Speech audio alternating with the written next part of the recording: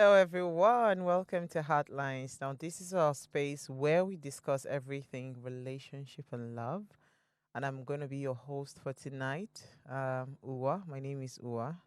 Yes, on the show, right, we'll be looking at the topic, right? How couples can begin to reprogram their mind, right?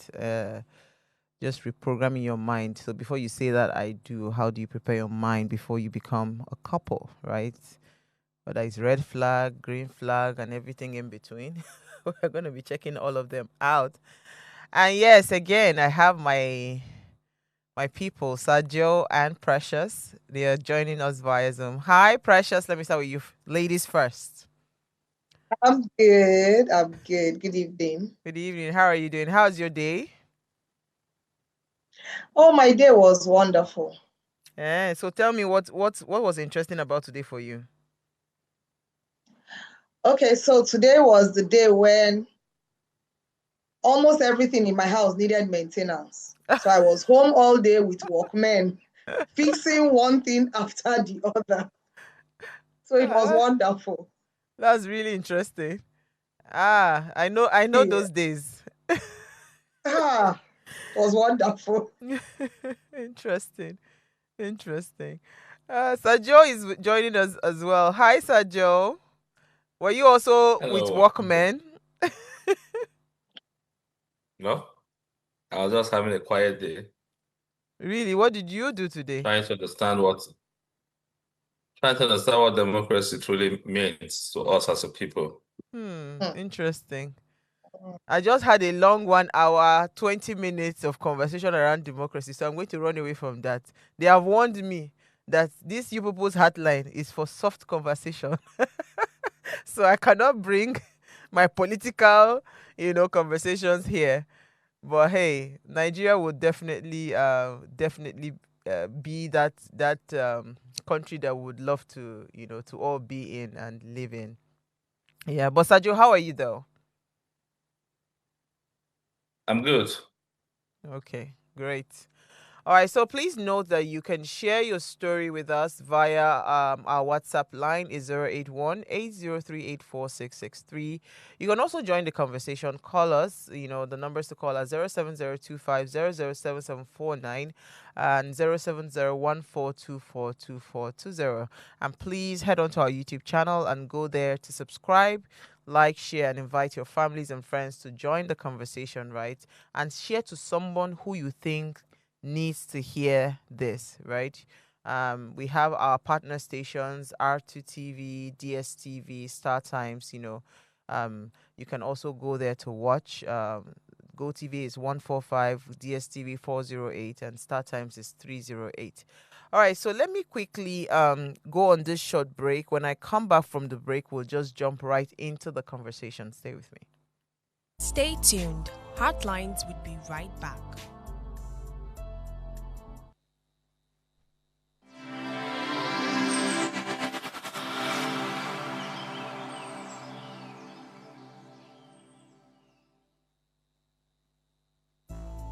Thanks for staying with us on Heartlines.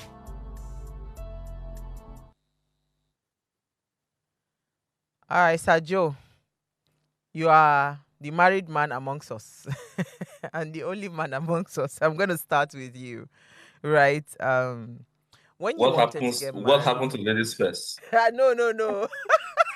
Don't even go there. I know, sir. Please go first. Go first. Delicious, how are you? Good evening. I'm fine, sir. Good evening. Sajo, when you wanted to get married, right? And you tell us how many years ago was that, and you tell us, okay, so what you needed to do. Did you have to? Because the topic says, reprogramming the minds of couple that are about to get married. It means that you've been living as an individual for a long time, and at some point you need to really just say that, okay, I'm going to be living with another human being, right? So there are some things that I can do when I'm just by myself, but if somebody else is in the picture, of course, I have to rethink some of the things I'm doing, reprogram my mind space and everything, my behavior, just to be able to accommodate, the next person that is going to be joining me, right? So, I mean, how many years ago?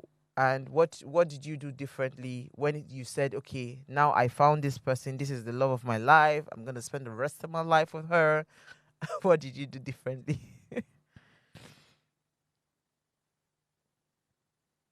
Sir Okay, Joe. I got Ah, married. I thought your network was going to do Not, something to us today. I didn't hear you again. Go ahead. not today. I seriously and sincerely hope that won't happen today. All right, go ahead. But on the topic, um, April was 19 years of marriage. Wow. April Wow. 28th was 19 years of marriage. So it's been a very beautiful journey for me. It's come with its challenges, and we've had ways of tackling them. We've created a near perfect way of handling virtually every solution that is thrown to us. And that comes from one, compromise. You see, love is beautiful, but any person in marriage will be lying to you if they say to you that love is constant Hmm. in marriage. There will be those days where you ask yourself, oh God, why did I get into this? Why did I get into this with this person? And there are some other days where you are all like grateful to God that you took the decision to marry this particular person. And then, so it has its ups and downs. But the one thing that should be constant and consistent in marriage is compromise. There is no right way of doing anything. Neither is there a wrong way of doing anything. All you need to do once you're getting married is to sit down and ask yourself, okay, yeah, this is an adult show, right? There will be a lot of bullshit to be taken from this person once you get married. The question is this person worth those sacrifices, those BS that I have to take? You cannot continue to be individualistic when you intend to get married. You must compromise, you must let go some of those your core belief and patterns so as to accommodate the excesses of the other person whom you have declared love to before God and man, and men rather. So the first thing for me was I saw this very beautiful northern lady, dashing, and I said, okay, she takes virtually all the buses. Let's give it a go. And now, unlike what most people do, I had I had my I had my approach, and I've always had my approach with everything I do. I do not follow trend.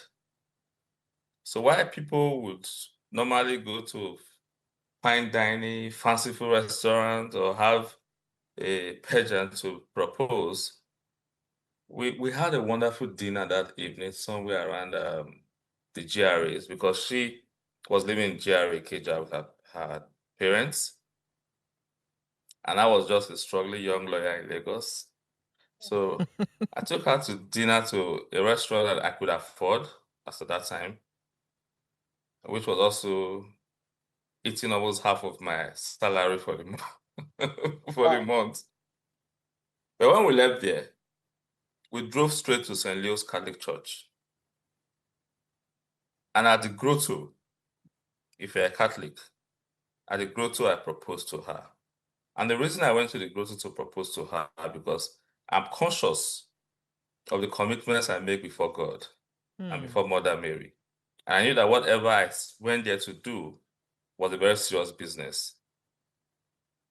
And it was not something I could on my own without going back to properly consult with God and Mother Mary, renege or discontinue. So that was for me very symbolic. And I also knew as at that time that if God approves of it, He will make provisions for it and He will give me the required wisdom to lead the family. And I've consistently been dependent on God in everything I do. So whenever those dark hours came, I had to run back to God. I said, "Look, you know what?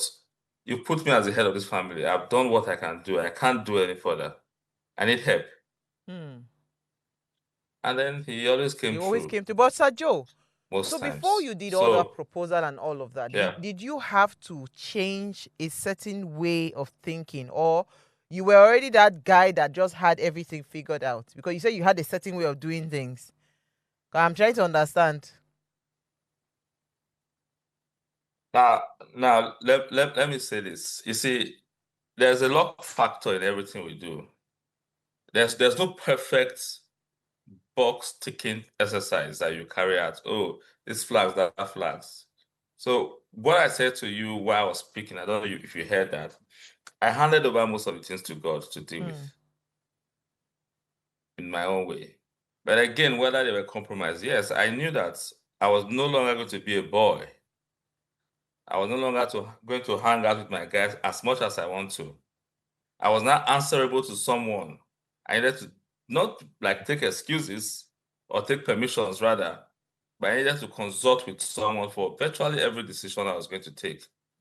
And also weigh the impact in their lives. You know, if it was just you could take some risk and move on. But because I knew that I was bringing someone who has decided that um, who has decided to believe in my vision and make the sacrifice of living the world she understood to join in my uncertain world, an uncertain dream. I knew I had to give so much to that person. I knew I had to make so much sacrifice to give that person a life that I felt would be better than where she's coming from. So for me, it was all about sacrifices all through. Sacrifice and compromise. Okay, let me come to you, Precious. Yes. So I've been committed actively 16 years in a marriage, right?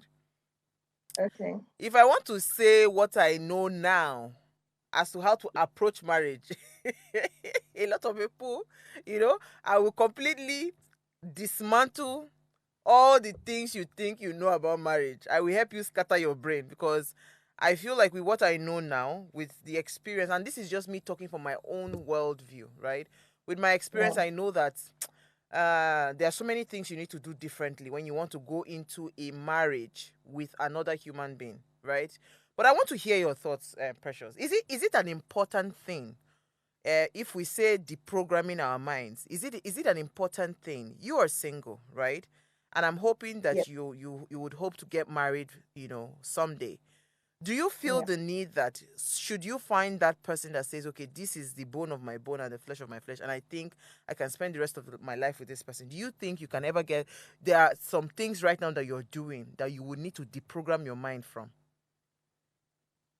Okay, so speaking as a single person, I've the people around me, my friends, have heard me say several times, like, I know I want to get married, but there are times when it scares me because I know I would have to change some things that I'm doing right now. And it doesn't mean maybe I'm doing anything bad, but I've understood based on looking at all of the marriages around me that I cannot just be my person all the time in that marriage. There would have to be a time when I have to be that my spouse's person. If we eventually have kids, there will be a time when I'll have to be the kids' person. It will not just be me, me, me all the time. And I think if you stay single up until a particular age, there are certain characters. So you see, this topic is really important to me because as somebody who has crossed 40, there are certain characters that each time I think about marriage, I just say, God, please help me that when I enter this marriage, I will not carry this character inside. Because I've been alone by myself for so long. And then you're not saying I should merge my life with somebody. It's a beautiful thing. I agree to that. I've seen amazing, wonderful marriages, despite all of the things, life has thrown at them.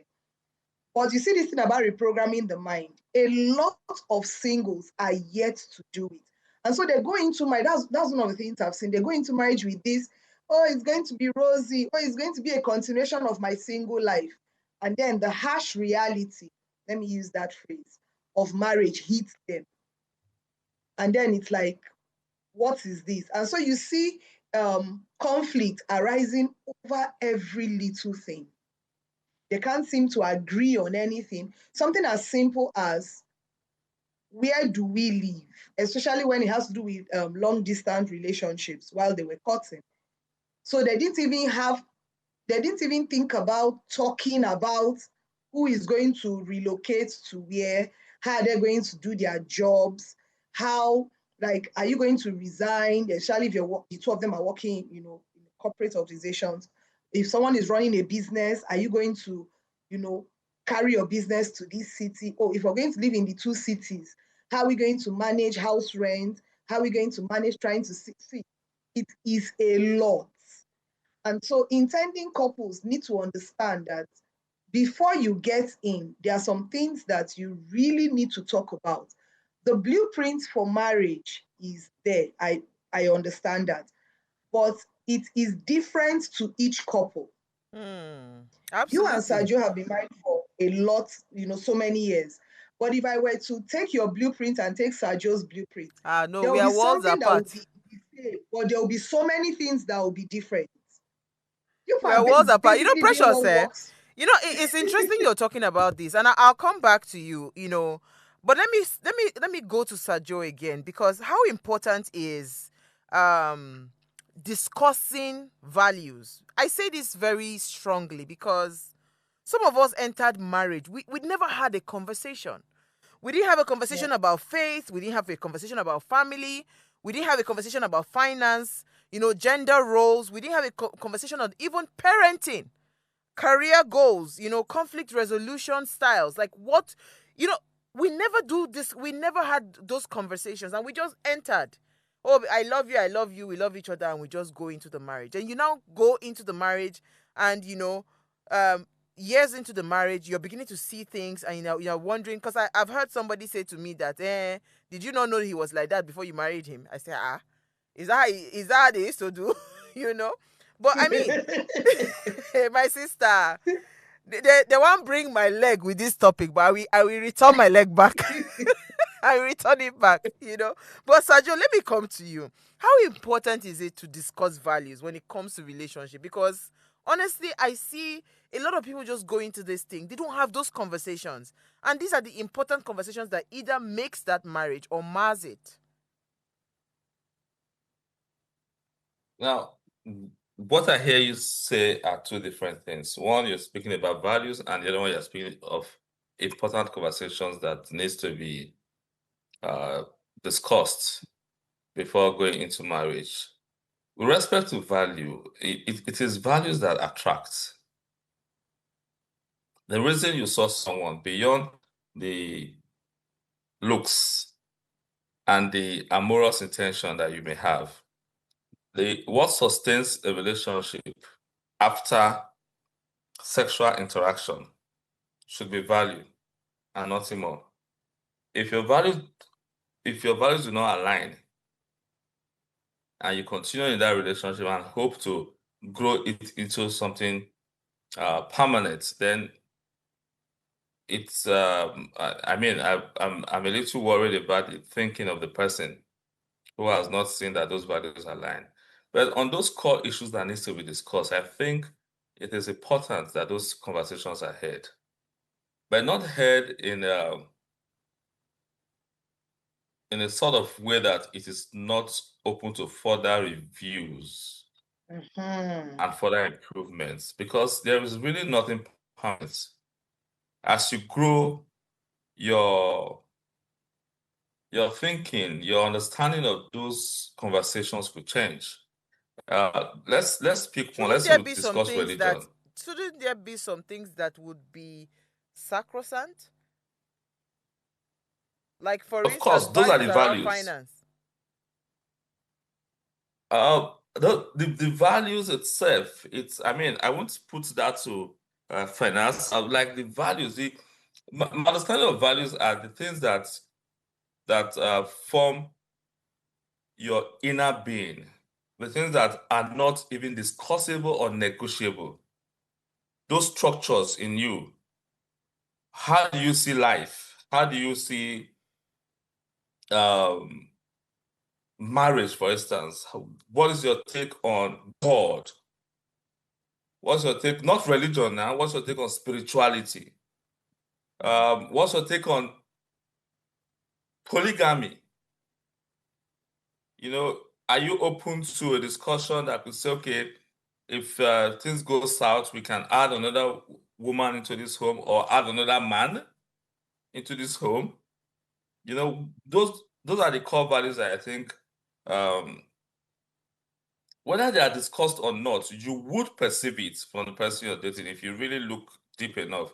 But sometimes, because people are really young when they are contemplating marriage, they get blinded by emotions and they do not look deep into those core. Once you align with the core values of this person, every other thing becomes easier to fix as you go on, because there's really no good in having some rigid stance on some issues. I'm not talking about values, on issues. For instance, let's say I was discussing religion. Once you get the core of your spirituality right, it matters not to me the religion you choose. So we could have been Christians at the time of marriage, and I wake up one night and say, you know what, I think my being and my spirituality align better with Buddhism. And you give me reasons why you think it will be better. Because primarily, what I say to everybody, the reason I'm in a relationship with you, whether you be my friend, my wife, my client, the reason I have any relationship with you is in the belief that I strongly hold that from this relationship, you become a better person. You benefit and improve in your being, either your professional life, your social life. There must be improvement. If I'm not giving value anymore to that friendship, then it is not worth it. So, yes, those conversations should be had about Joe, I don't finance. think I will agree for us to start off as Christians and you turn to Buddhist, so you not go work. Hey, I be precious. Wait till I know it's a case of what I ordered versus what I got. Where Sir Joe is coming I from. spoke my truth. You understand? If it's Exactly. something you cannot deal with, if it's something you cannot deal with, you cannot deal with it. I cannot. And in any case, if you truly practice your religion the right way, you will discover that at the end of the pyramids, everything connects back. Yes. There's only one God.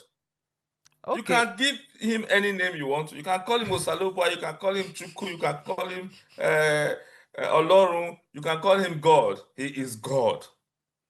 Sir Joe, okay. And more importantly, God is not part of your religion. The Jesus Christ we're all screaming about in Christianity was not even a Christian.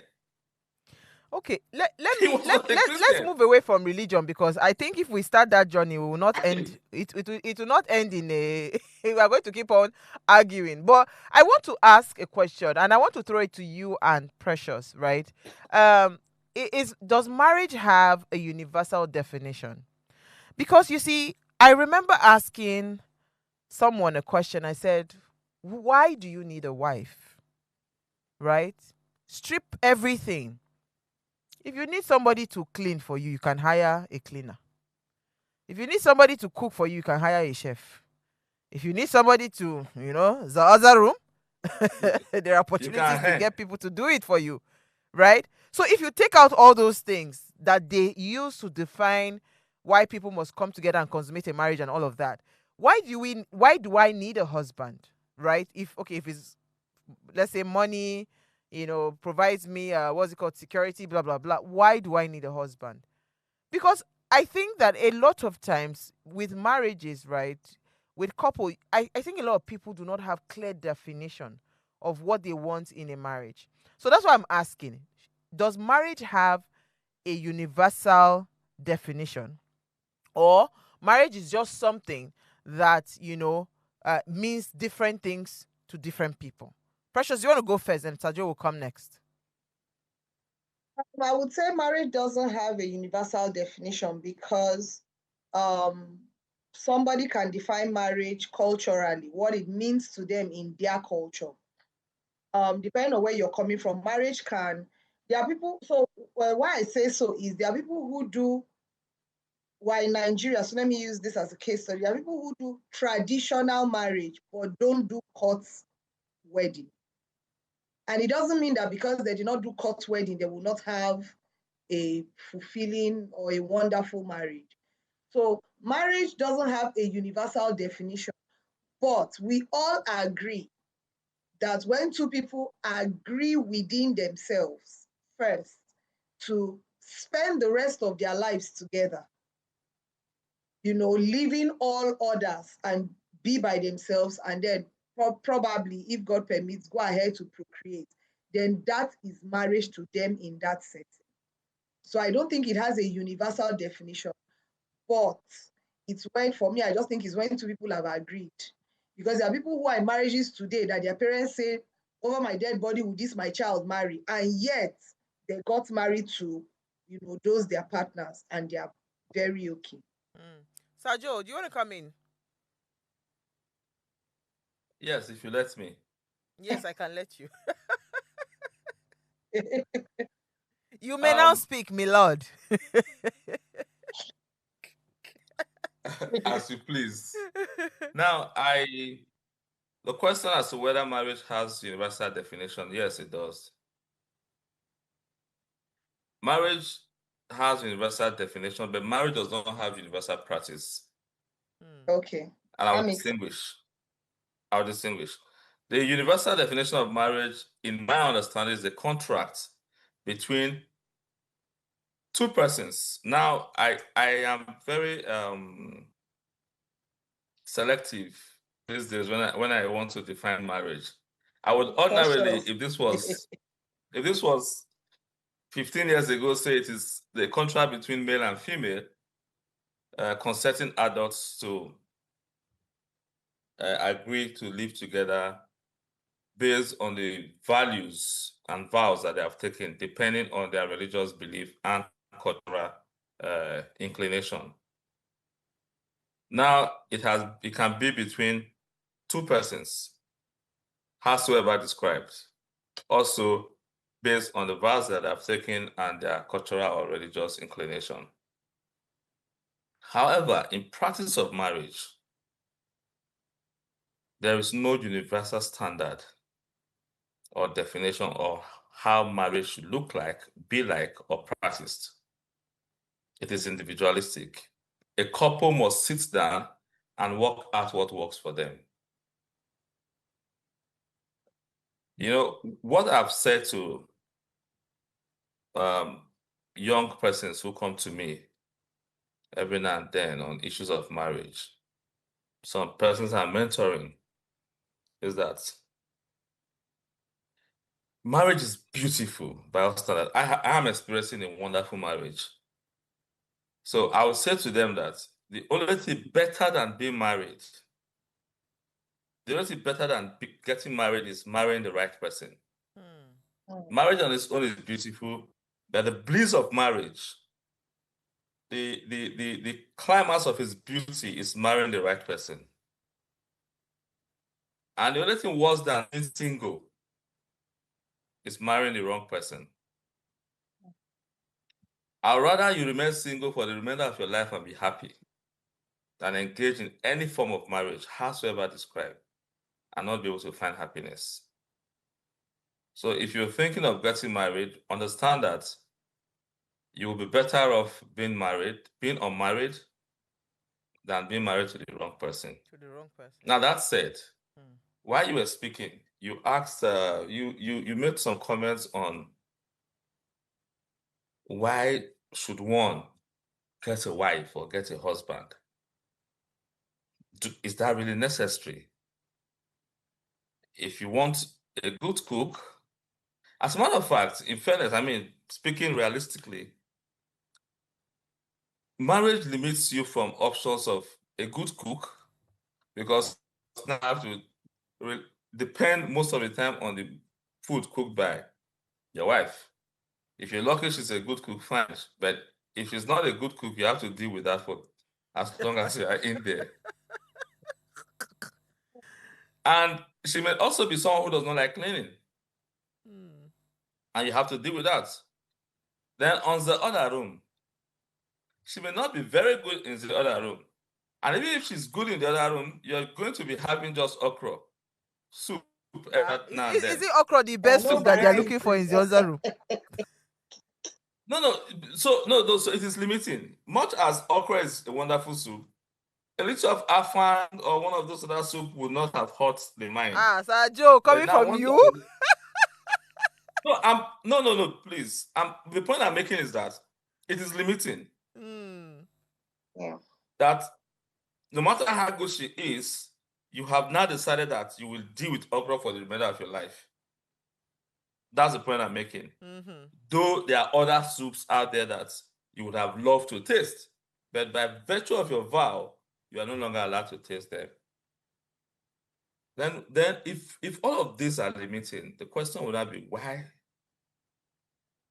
are you in there with all those limitations and all those seemingly deprivations? For me, and what I want the reprogramming to do to the mind of young men is that when, as a Christian, God said he created you in his own image and his likeness, and it said in Genesis that ye are God, what it implies is that you are without limitation and you are unstoppable. Unfortunately, whilst you were asleep, he pulled out a part of you to create woman. So at the point of that depleted recreation, you are no longer God. So the only way you can return back to your wholeness as God is unification with a woman. And if you meet the right woman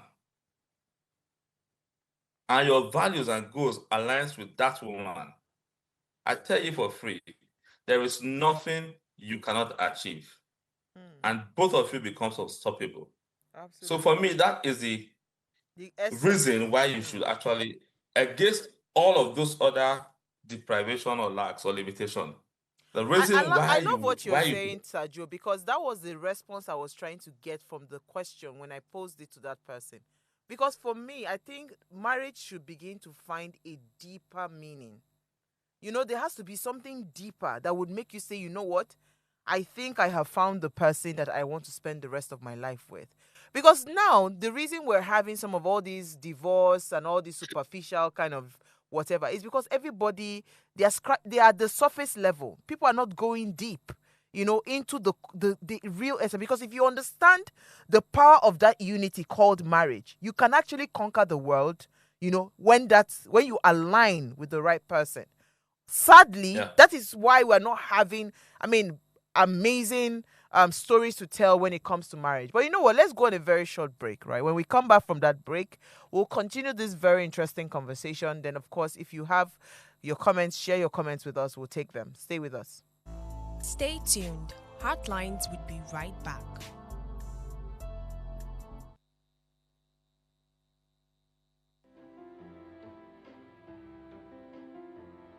This season on Heartlines, we're committed to making a difference in people's lives. So Heartlines, in partnership with Reda Consult, is offering 12 free slots of counseling every quarter for people in need of professional counseling.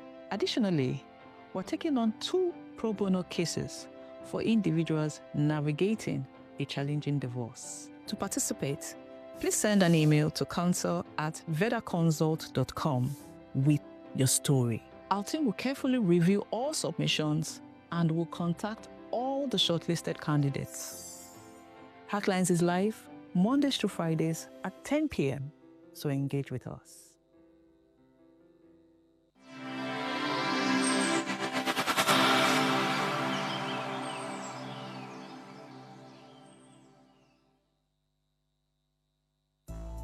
Thanks for staying with us on Heartlines.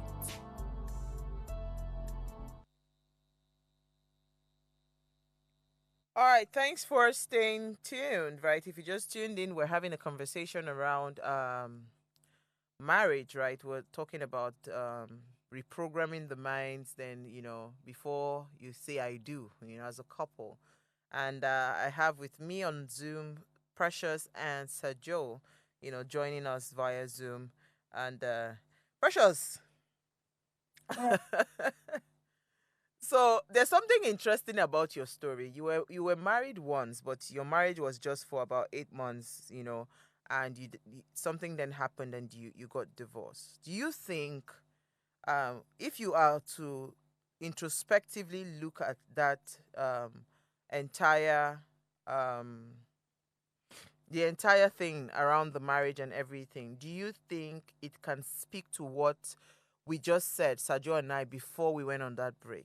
Would it have been that, or what exactly do you think would have been? Because I always like for us to bring real um, case studies and real life stories so that we can help someone that is there out there. Because I hear it now. If they've done jokes to say, please, if you know you want to divorce after 3 months, if you sell Ashobi, I'll come and collect my my Ashwabi money. You know, if you know you are not going to stay in that marriage, don't charge us for Ashwabi. Don't waste People say it anybody's time. jokingly, but it does happen, right? So I mean, if you want to Yeah. check I should be not the introspectively, right? last past marriage. You said it. I should be the last past marriage. So Precious, what do you think would have happened in your case? Okay, so in my case, so many things played a huge role in that huge disaster. And one of the things was all of the red flags were ignored, all of them. Wow. And each time, okay, so let me speak from my perspective. There's some red flags I saw. Could we have overcome them? Probably. But each time I brought it up, I was told to go and pray about it. I was told, don't worry, all these things is just a trick of the devil to blind your eye from seeing the great future. And this is where African parents most times do not help matters.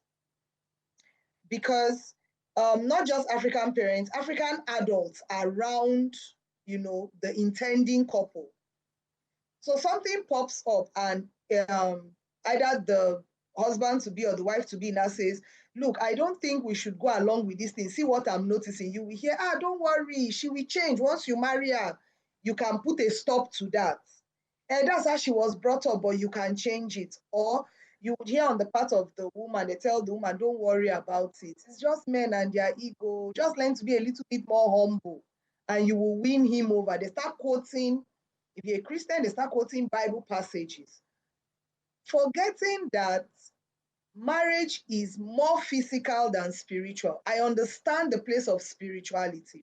I don't take it for granted. But you cannot pray your way through marriage. It involves physical work, intellect, wisdom. It involves a lot of things. So there are some challenges that would come, and if you're not well grounded from the start, and that was what happened to me. The challenges came, and because the foundation was faulty, it wasn't well grounded, it was easy for it to end. And this is so many years after, and I tell myself, have I learned? Yes. Is there some things I would do better? Yes. Precious, me, I even want to say that for you, Seth, the funny thing, I actually love you. I say I love you, you just quickly realize, say, oh boy, it's not working, you carry yourself. Because some other person will stay, 20 years down the line, the same exact reason that made you feel uncomfortable in that marriage will be the same exact reason you would leave the marriage after 20 years. I know someone that left her marriage after 20 years. And she said from day one, she already knew. She saw it. But she just, how we just have at the back of that our mind that is going to change. See, to anybody that is a couple, if you want to get married, anything where you see like this with your tukorokoro eye, and you see say the thing is not working, walk her away from the engagement. Do you understand? Because the truth is, anything that is not working now, it will only, what's the word I'm looking for now? It will only when I say escalate further when you are inside the marriage. It doesn't diminish. It grows. It now starts to gain roots and bring branches and bring forth fruits. You understand? Yes, Any challenge you see, any flag that you see, if it's something you cannot accommodate, do not tolerate it from day one. It is better you have a broken exactly. courtship than for you to now go into the marriage and how many years down the line, the same exact thing that you saw it as a red flag that made you stay, you are now, you understand, you're now forced to leave the marriage. But Sajo, let me come to you. Um because we are talking and time is running very fast, right? Whew,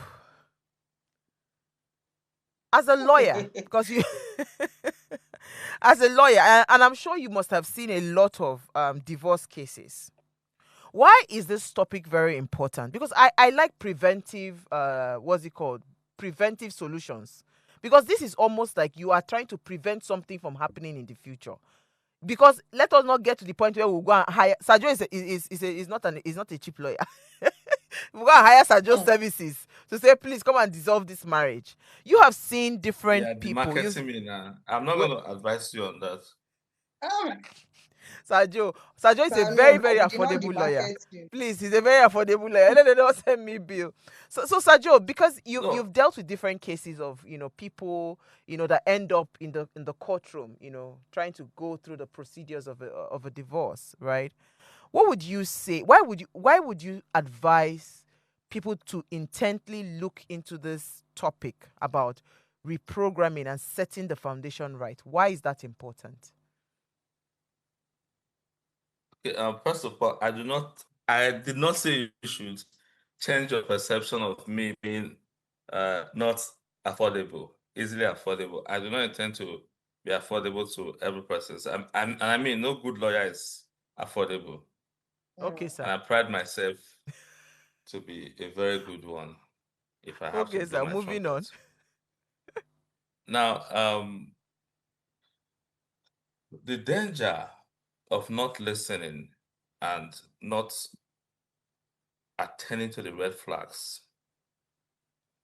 is that if you delve into the marriage at that level of disconnect and that level of what's the word now? Let's say disconnect with those realities, you will not only become a victim of your own wrong decisions, which for me, I do not have any problem with it. You're an adult, you deal with it. You could bring forth children into this world Exactly. whose life you would ultimately damage because of those bad decisions, and that could haunt you for the remainder of your life on earth. Hmm. So it is not beyond you, because in every union, hopefully, you would have you procreate, and then children will come forth from the union. It is likely that one or two of those children will take the habits and bad conduct and those red flags of your spouse that you ignored. And you would now have to manage a teenage or an adult child while also suffering the pain of the betrayal and hurt that you got from the marriage, assuming you left there with your head intact. You could also be completely damaged, and damaged in a way that it becomes irreversible Hmm. from that decision of yours. So the point is that you must, as a matter of urgency and for the love of yourself, take this reprogramming seriously so that you will not become victim of your own decisions. Because at the end of the day, whether you were advised by families or advised by church members, advised by pastors, the decision was ultimately yours. And when you sit down alone by yourself in your closet, you will blame yourself for the remainder of the day that you didn't even have the required wisdom to make a sound judgment to your benefit. Hmm.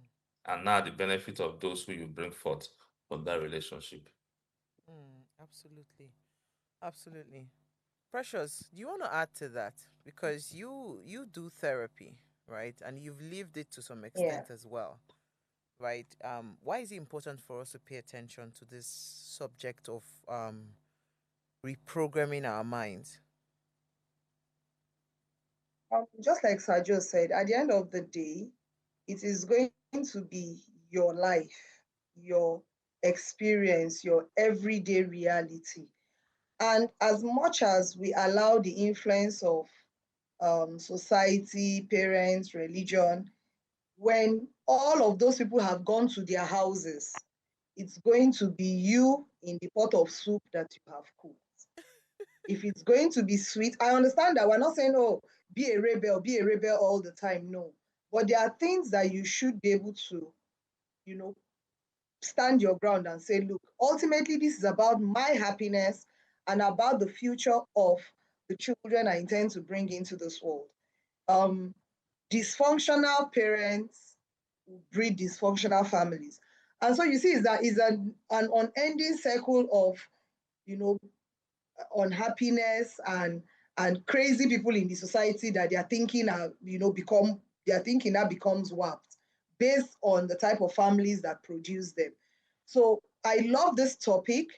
I am happy that we are talking about it. I wish more people will be able to listen to this, watch the replay, and try as much as possible to pick out what pertains to them and their unique situation right now, and then take the next reasonable and most profitable step to better their lives.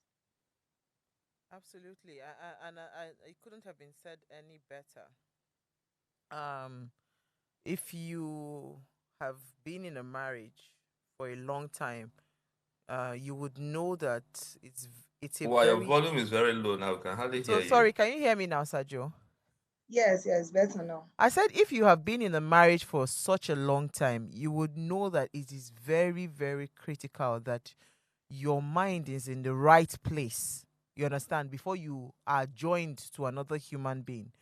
Um, that mind reprogramming, that mindset shift, it's very critical. Um, a lot of marriages should never have happened. Do you understand? It should never have happened. But because we are just hell bent, oh, we are in love, we're not looking at other critical things that makes up, we don't discuss things, we don't discuss financings, we don't discuss how we are going to even raise our children, we don't discuss different things, like literally we don't discuss things, and we just go into the marriage, and in the end we now start to say, how did I get here? You got here because you didn't have a conversation. And because we are not raised to be conversational, it is now that we are doing better with our children, having conversations with them, telling them, okay, what is going on? Let's hear what you have to say, and tell me. So we are having we are raising better sets of children now, because now they are a lot more expressive. So Sajo, how do we start to if a couple is watching now, how do they start this conversation around reprogramming, just to be able to just ensure that they are on the right track? Given that we are not really great at communicating, where would be a great place to start the conversation so that you just test that you are all on the same page? Sergio will come then. Precious, please, you also add your voice to the question, then we can wrap up the conversation. Now, you should start from the place where you're both comfortable. That's the best. That's always the best place to start in every relationship.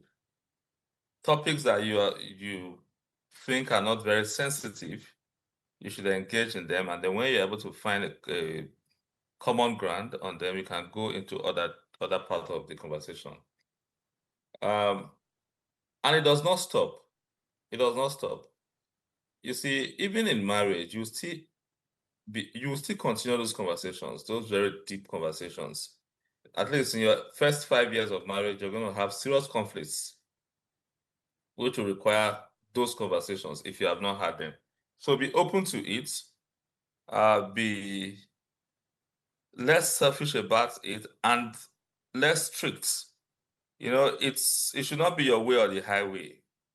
Have that conversation. Do not insist it be your way. then try to compromise here and there. But more importantly, you should start from a place of comfort, a place that is convenient, that is less sensitive. Because if you go to the deeper issues, you may not end up having any conversation. It will just crash immediately, and then there's no talk again. Everybody goes their way, and then that is it. Yeah, absolutely. I think I agree with you. Precious, you want to add a little bit to that, because you are a professional therapist, right? You do a lot of talking and re-engineering, just to set the couples right. So what would you Yeah. say, to add to that question around, the best way to, the best way to start this conversation? Okay, so I would say one of the best ways to start is, like he said, start easy. But I would add that you cannot have a conversation with someone who is not your friend, especially those type of conversations. Mm. So make sure that this person that you're intending to spend the rest of your life with is someone that you can actually discuss with, have this conversation with. Not somebody who says, no, my word is law. This is how it was done in my house. So shall it be forever and ever. It should be someone who is your friend, Amen. who gets to see the reason, your motive behind bringing in that conversation. And please, I always say this, speak from a place of love.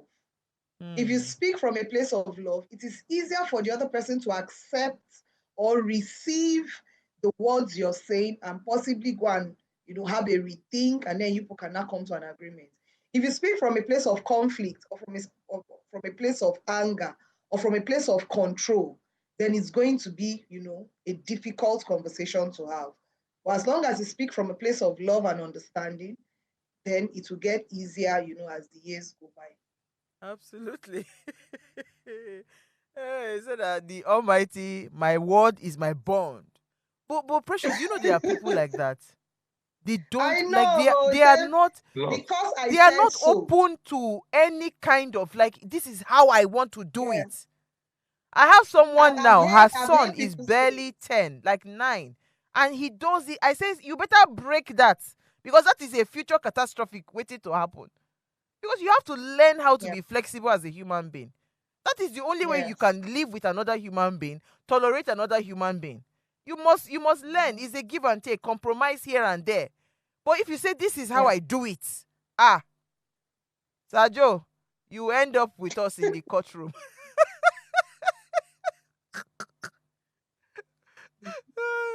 Two stubborn people coming together. Ah, no, it's not gonna work. I Do know. you have Big catastrophe. Huge red flag. nah. That's a huge one. But I mean, your final thoughts, so we can just wrap up the show. Sajo, are you I there? would say, yeah, Sergio. I'm here. I'm Okay, here. Precious, you go ahead. Can Then you hear Sajo will me? wrap up. Yeah, we can.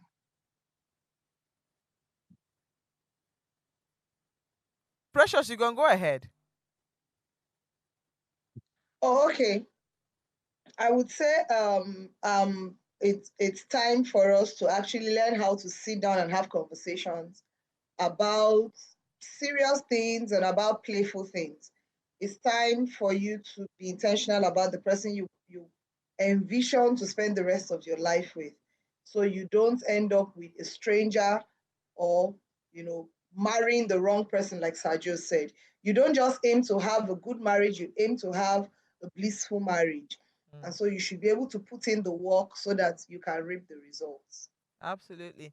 Sajo, your final thoughts.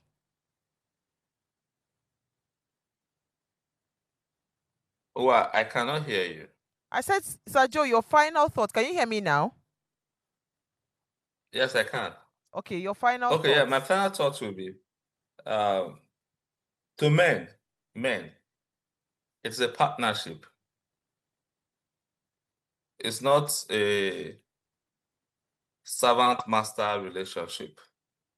It's a partnership with the sole intent of growth and hopefully betterment of individuals, as in you and your spouse.